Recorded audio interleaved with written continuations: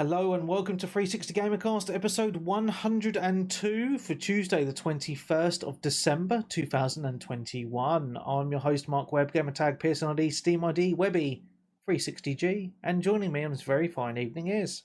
Spider-Man No Way Home is the greatest Marvel movie ever made. Nick Fights. Ever. That's it. It's just Webby and Nicky this week. Our old reliable Sensei Switch is not around this week. He is visiting family. Can you believe it? At this time of year, people are visiting family. I'm in shock. Need to sort out their priorities.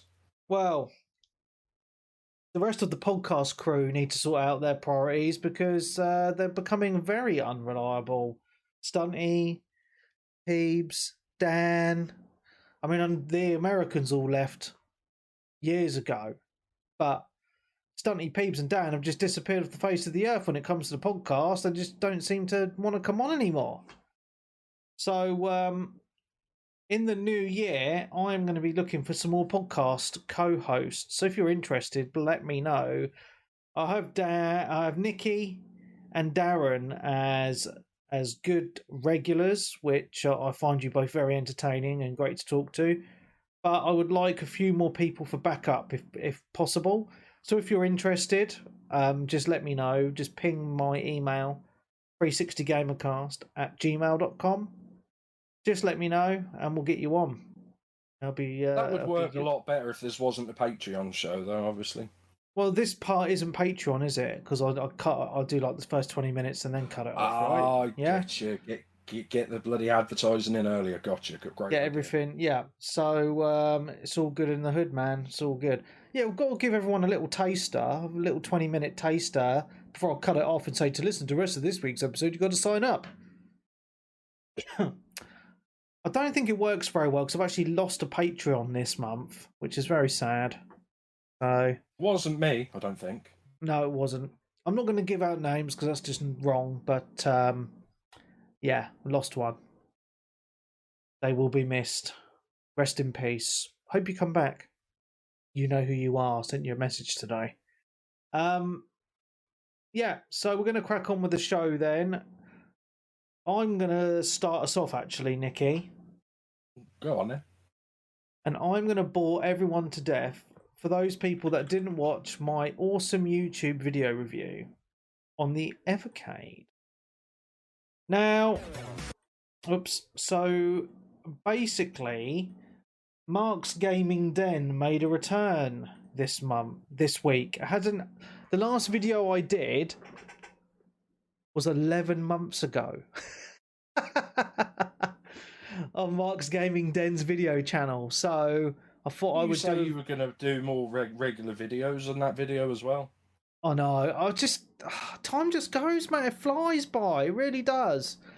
It has gone really quick, hasn't it? It has, and I've had a baby I had a baby last year, and bits and pieces have happened. So, I've been very busy.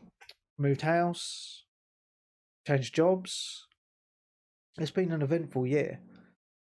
But so anyway, 7 months ago, I pre-ordered the Evercade video system. So basically, for those of you that aren't aware, and you haven't listened to any of the old shows, if you would have done, you would have heard Cinema Dan and Stunty when they come on the rare occasion, talking about the Evercade handheld system. So basically, what the handheld system is, it's like a little console, a bit like a Switch, but you can't obviously dock it, and it has a cartridge slot on the back. And you can buy cartridges with retro games on, slot them in and play them. So anyway, Evercade brought out this week their home console version. And I had pre-ordered it and I got the Founders Edition. And the reason I pre-ordered the Founders Edition is because it's black and they only did a limited number. The rest of them are in white and just don't look that nice. So I wanted to get in on the Founders Edition, and the cool thing is as well, with the Founders Edition, you get 6 cartridges full of games and a little tin just for Darren. I know he loves his steel tins, but it's a cartridge case holder, and you get a certificate of authenticity. Just say that you're a founder, and also my name is in the credits if you go to the credits section on the console, which is quite cool. So it's a little bit of a collector's thing, really, the Evercade. So, and I know I've mentioned in the past that I really love my retro games. I've got thousands and thousands of ROMs on my PC, emulators. So I've probably got all these games anyway on my hard drive on my PC. But there's something special about this nostalgic feeling of a cartridge, and because basically you have the console and it's just, it's a lump of plastic. I've got the video running on Twitch at the minute. If you're interested, head to Mark's Gaming Den on YouTube and you'll see my review on there. Half of it's unboxing and the second half is showing some games and the dashboard and stuff like that. But basically the console is quite small, but it holds 2 cartridges. So each cartridge has from 4 to 12 games on, depending on the one you buy. So it has that cool collector's thing because each cartridge is also numbered as well. So there is actually 24 cartridges that you can buy of home system games. And then when they released the Evercade home system, which I just got, they just launched their arcade game cartridge range. So with the Founders Edition, you get the first 4 cartridges of the arcade games on. So they've got 4, they're numbered 1 to 4 in the arcades, and they've got 1 to 24 of the home system games. And they range from NES, SNES, Mega Drive, Master System, Intellivision, Atari, all these different systems. And I just want to say hello to Byron, who's joined us on Twitch. Hello, Byron. Very nice of you to join us. So yeah, it's actually a cool little system. So just to explain about it, it has 4 USB ports at the front.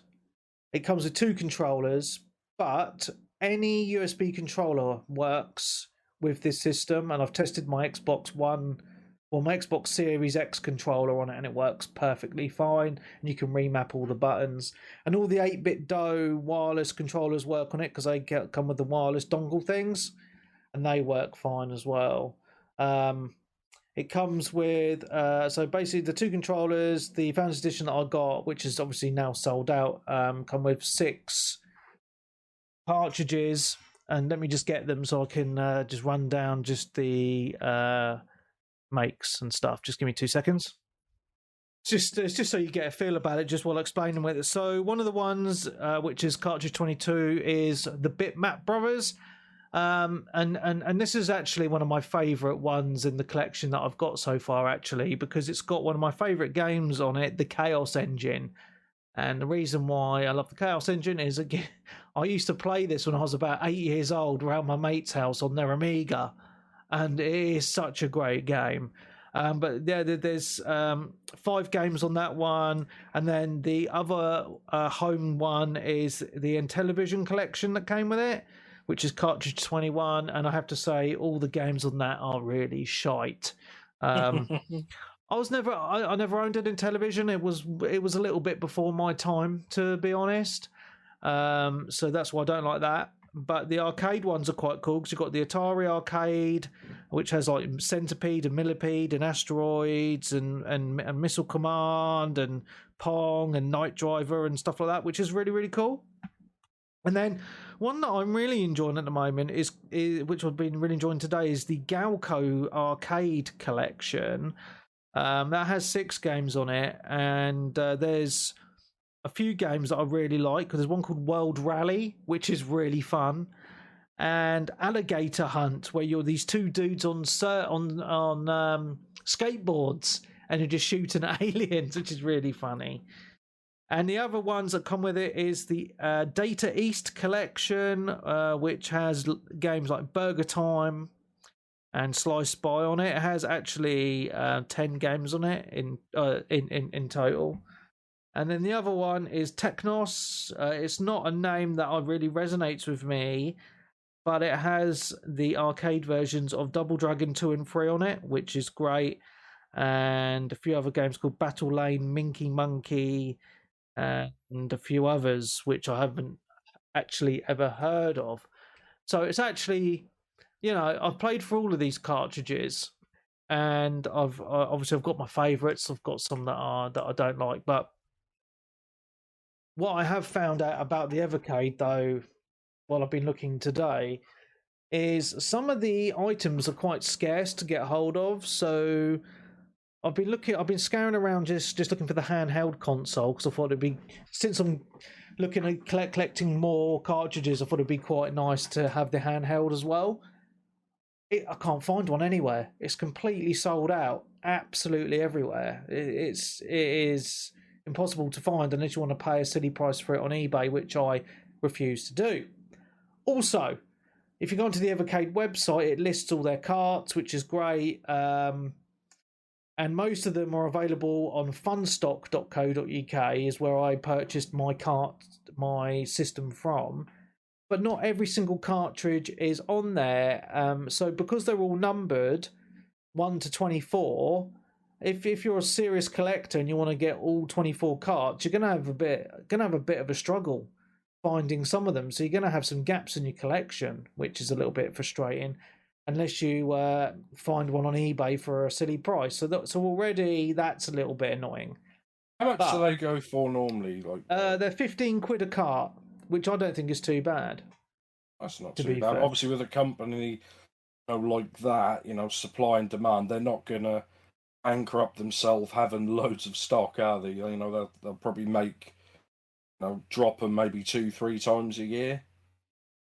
Yeah, and that's the thing. I mean, because like some of the cartridges, so basically they've got some coming out in March next year. One of them's the Gremlin Connection, which has Zool on it, and I love that game. And another one's called the Renovation Collection. I've already got them up for pre-order, but they're not out till March, and they'll probably sell out.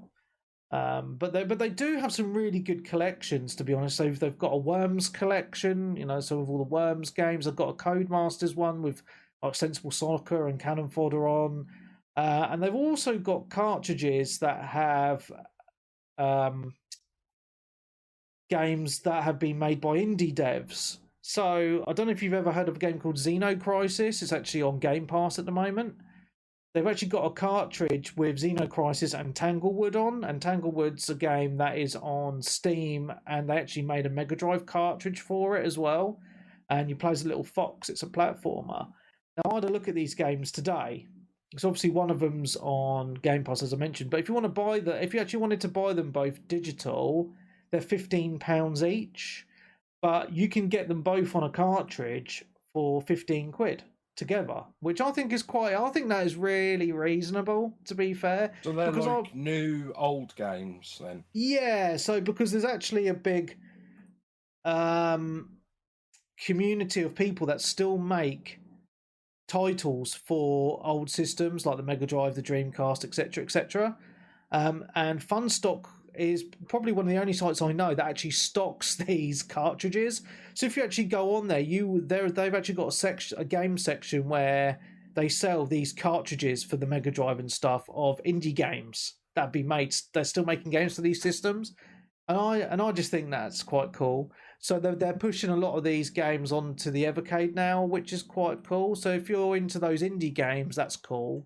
But also, if you like the retro stuff as well, it's really, really cool, because they've got different collections, right? You've got like you've got a Namco collection with the likes of Pac-Man on.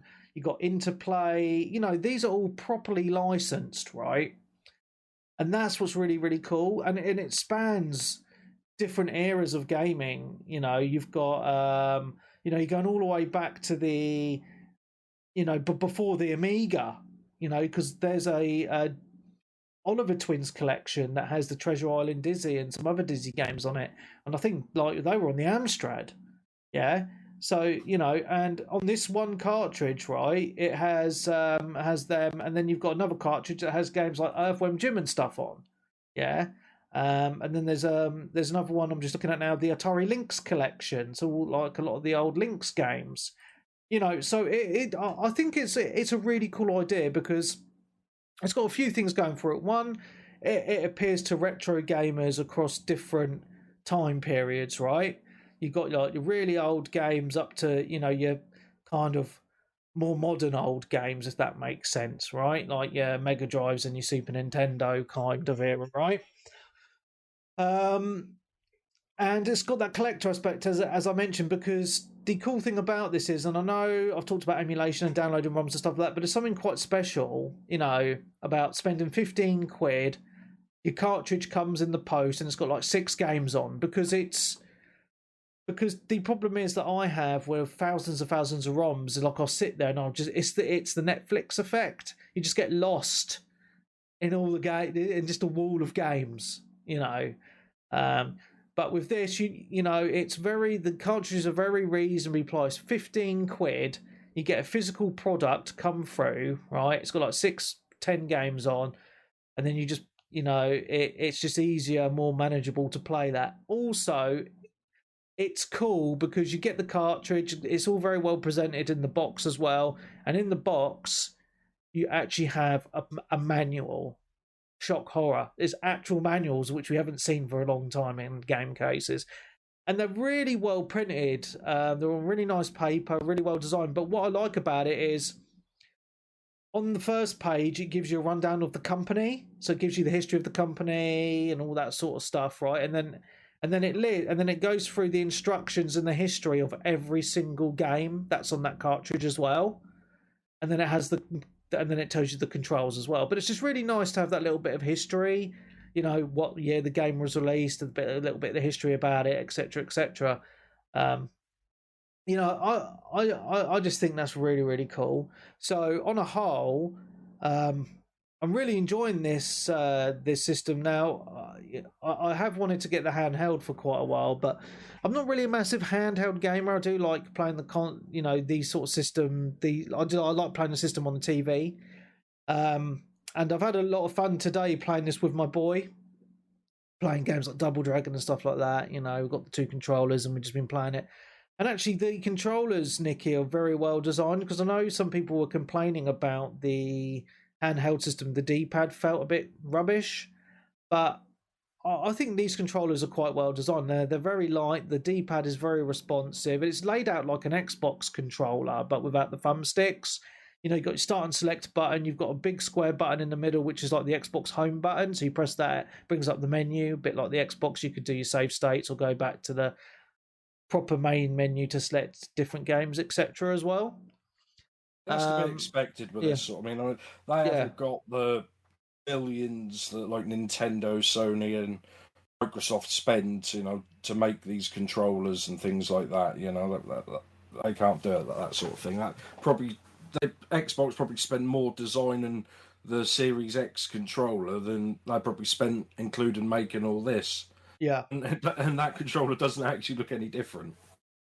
True. Yeah, and and as I say, the cool thing about this system is it's all fully licensed, so the emulation is really good. Like the problem you get with downloading emulators and ROMs on your computer or Raspberry Pi or something like that is you always get some issues with some games. Like some games won't launch on a certain emulator, or you'll get some input lag, or there'll be some glitches, or the sound won't be right, or something like that, right?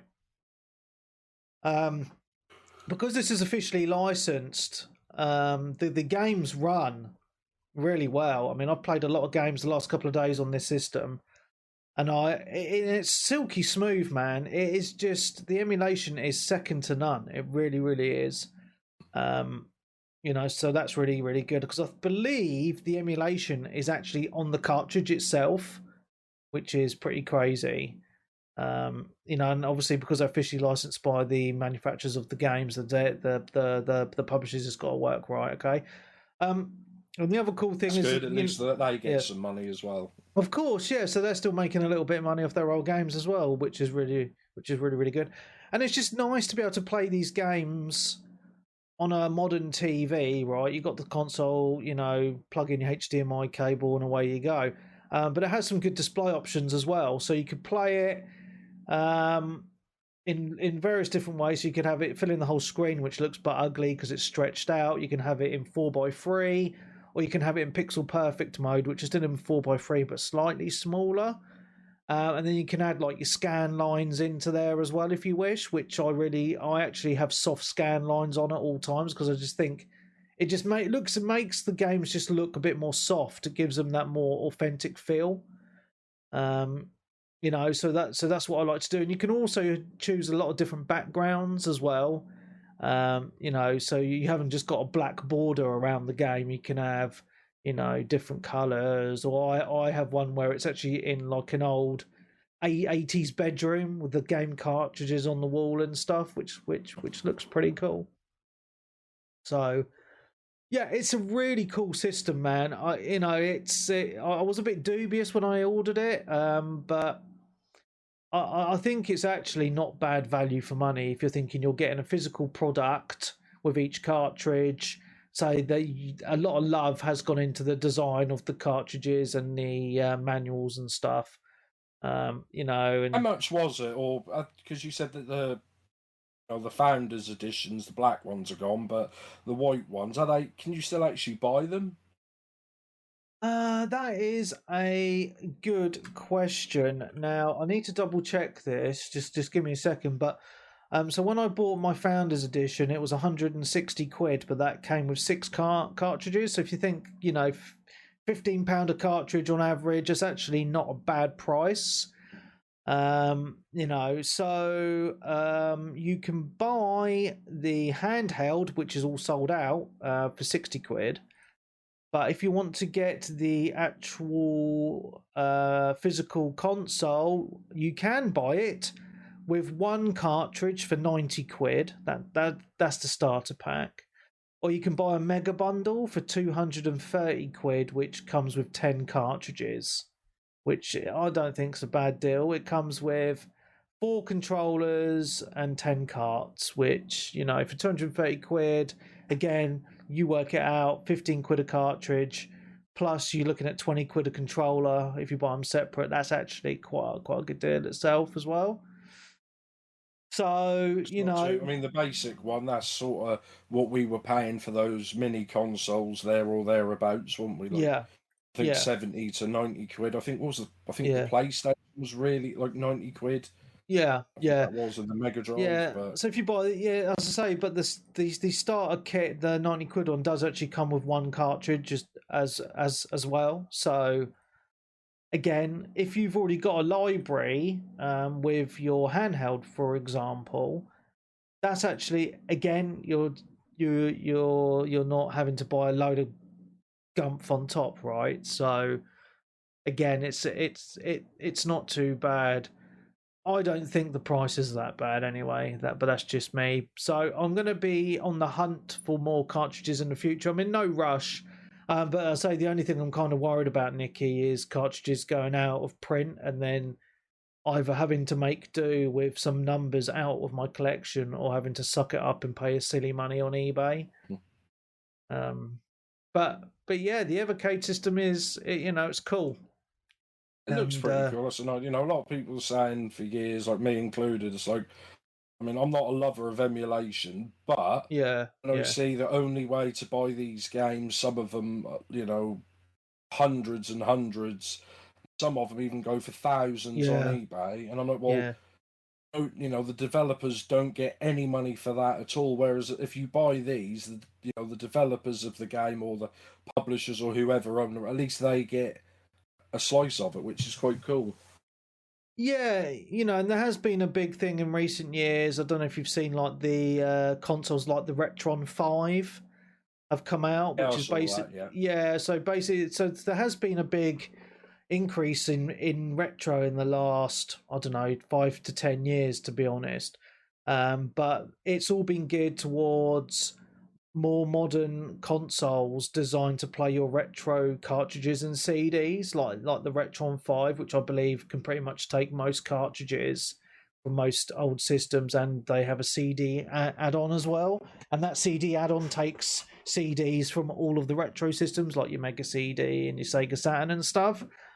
But this is the first system I've really seen that's going for that retro collectors market, where it's actually properly licensing old games and putting them onto new cartridges designed for that system and then selling them.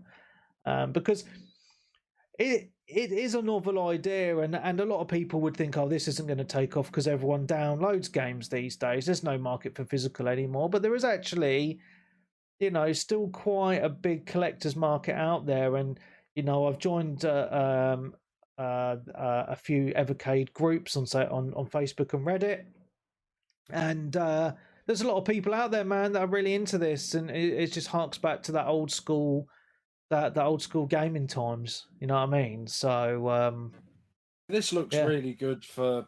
To be honest, I think this is geared a lot more to British people, in the UK, because the NES that was a bit of a flop over here. We didn't really get big into Nintendo until the SNES, like in the early 90s, where because I've been watching, because I love my retro stuff, and I'm watching retro videos on YouTube and stuff like that, and then, they had all these sort of the systems back then in the early to mid and late 80s. You could buy games like the most expensive, like 15, 20 quid, and you used to get some for 10, 5 quid brand new. Plus, they used to throw them out on all magazines and stuff. Yeah. There was the Nintendo cartridges where you could only buy them in like boots and things like that. They were like 50, 60 quid back then. And when you take into inflation, probably talking 130, 140 pound a game, and people just over there just wouldn't pay it, would they? Yeah, it's a hell of a lot of money. When you get these, you could because like they used to come on tapes, didn't they? So you used to like record it and give it to your mates and stuff like that, which I know is piracy, this is kind of against that. But I think that this would be geared maybe someone 5 to 10 years older than us that remembers that a lot more than what we would. Well, I remember the tapes anyway, but I didn't have a system with the tape, but I had a friend who had an Amstrad, and I certainly remember playing Treasure Island Dizzy and a few other games on it, and I remember that really was long... when we had that. They were like hand-me-downs, like years later. I'm talking, people a bit older than us. Brand new sort of thing. Yeah. They were more, our retro stuff when we first started getting in. I know exactly what you mean. But as I say, it's just really cool to have a plug and play system like this, because as I say, unless you could be asked to do a Raspberry Pi or something like that, right, it's just something different. You stick it under your TV, you plug it in, you stick a cartridge in, and you play some games, man. And it's just, as I mentioned, it scratches that collector's itch. Some of the game collections are absolutely brilliant. Some of them aren't so good, in my opinion. But it's just a cool collector's piece, and it's just fun to play these games. And as I say, with the added fact that you can just whack on any USB controller and it works, I think that is just really, really cool. So that's actually worth its weight in gold. Try to get any controller, because using like standard emulators, that's quite kind of a pain.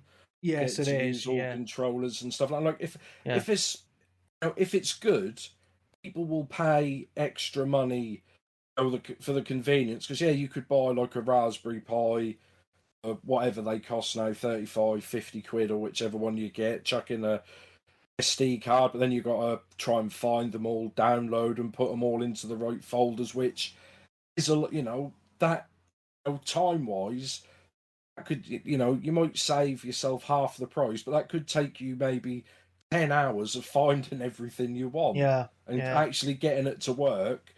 Then compatibility issues with controllers and stuff like that. That's similar to me, where like with my Saturn, my pseudo Saturn card. I don't know if did you mod yours yourself for that, or did you buy one pre-done? I think I bought mine pre-done, mate. Yeah, because you can buy the carts like 30 quid on eBay, 35 quid, something like that. But you can buy them for 45, 50 quid already done, and they'll put a sticker over them, so it looks a little bit professional. And if you're spending a little bit more and you think, right, well, I haven't got the hassle of trying to work it all out myself, time is precious, and if it's worth it, that's a good idea. Yeah, so as I say, that's really me done on the Evercade, to be honest. I will be talking about more games in future episodes when I get them. I'm probably not going to get any more carts now for about another month or so, because obviously Christmas is around the corner. By the time you listen to this, it will be only a few days till Christmas. Unless you're listening to it afterwards, then I hope you had a nice Christmas. But it's just a cool little product, and not everyone's into the retro stuff, but I really like it, and it's just a really cool little piece of history as well. So, yeah, wholeheartedly recommend it. Cool. Okay, and we've been ages, so what I'm going to say now is, for those of you that aren't listening live on Twitch right now, this is all you're going to be able to listen to unless you are a Patreon subscriber. So if you are not, why not get yourself a Patreon subscription to 360G for Christmas? How great would that be? And you've got a really nice back catalogue of special episodes, like our 4.5 hour long music special that we did very recently for you to listen to. So all you got to do is go to patreon.com/360gamercast, sign up, £5 a month, that's all it is, and you get an episode every single week of the year. Do it. Make my Christmas. Subscribe to Patreon. Do it for Webby. And also, Webby, do you just explain how easy it is? There's no faffing about. You just basically sign up, and then you'll send them link which they post into the whatever podcast app, Spotify, or whatever you're using, then it just downloads automatically. You haven't actually got to go out of your way to find the episodes and download them. Also, it's basically, it'd be exactly the same as if you were listening to the normal one, but it'll download all of them instead of the normal ones. Yeah, so you'll only need that one feed. You can delete this current feed because everything will go to your Patreon feed. So it's cool. So that is that. So from here forward, it is Patreon only.